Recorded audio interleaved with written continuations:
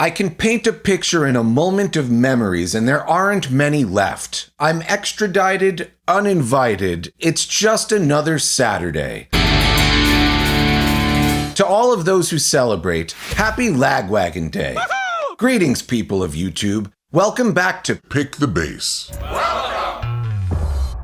I'm sure Joey Cape had no idea when he was writing May 16th that that date would go on to be one of the most important days on the punk rock calendar. May 16th first appeared on Lagwagon's Let's Talk About Feelings, which came out on November 24th of 1998. It then shot to fame just over 2 years later when it was included on the Tony Hawk's Pro Skater 2 soundtrack. The game brought Lagwagon to the attention of millions of young people all over the world, and a legend was born. Lagwagon is one of my favorites and likely many of yours as well, so why not take a few minutes to admire them on this holiest of days? Let's do this!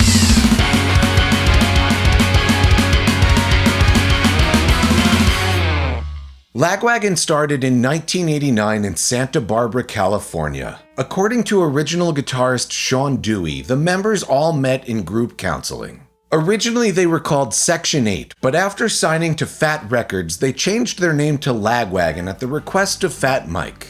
Lagwagon was the name of their unreliable van in the early days, and as anyone who has been on tour knows, tour vans are trash. They released their first album, Duh, on Fat Records in 1992 and have gone on to release 8 more over the years. Lagwagon has had a lot of lineup changes, with Joey Cape and Chris Flippin being the only remaining founders. Just about every incoming member has come from the band RKL. They seem to have some kind of exchange going on.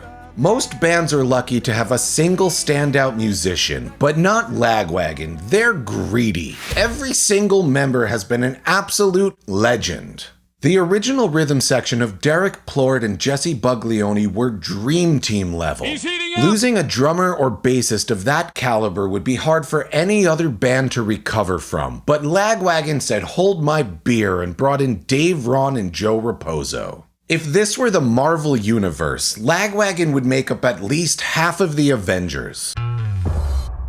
I first heard Lagwagon in 1994 on the Fat Music for Fat People compilation.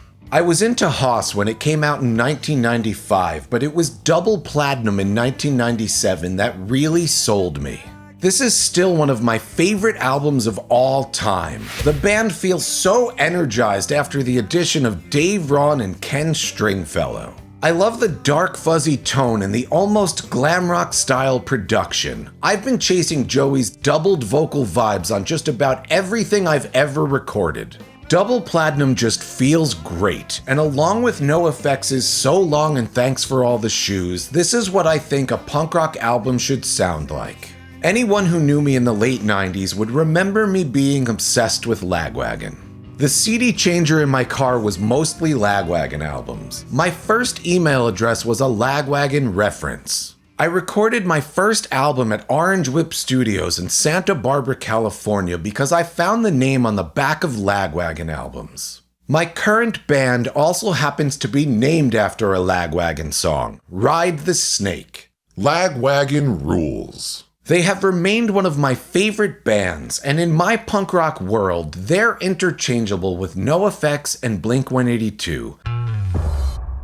I'm sure we all know the story behind May 16th, but for those of you who don't, here's a quick recap. Previously on Lost. Joey had woken up on a random Saturday morning in the apartment of a stranger that he had met the previous night in a bar. He heard noise outside and realized there was a wedding going on in the park across the street. He then realized it was the wedding of an estranged friend, a wedding that he wasn't invited to. His new lady friend was in the shower. He noticed a guitar in the corner of the room. He picked it up, and by the time the shower was over, he had written May 16th. While it's a sad moment in time, Joey eventually reconciled with his friend and became lifelong friends with the woman from the bar. Everyone lived happily ever after, and we all get to enjoy the song and the date forevermore. Well, that's May 16th. How do you feel about the song? How do you feel about the band? What's your favorite Lagwagon song and album? Mine are Brodeo and Trashed. Did you play Tony Hawk? So many people got into punk rock because of it, and that's amazing. I should probably do a video on those games. Is that something you dig? Let me know down in the comments.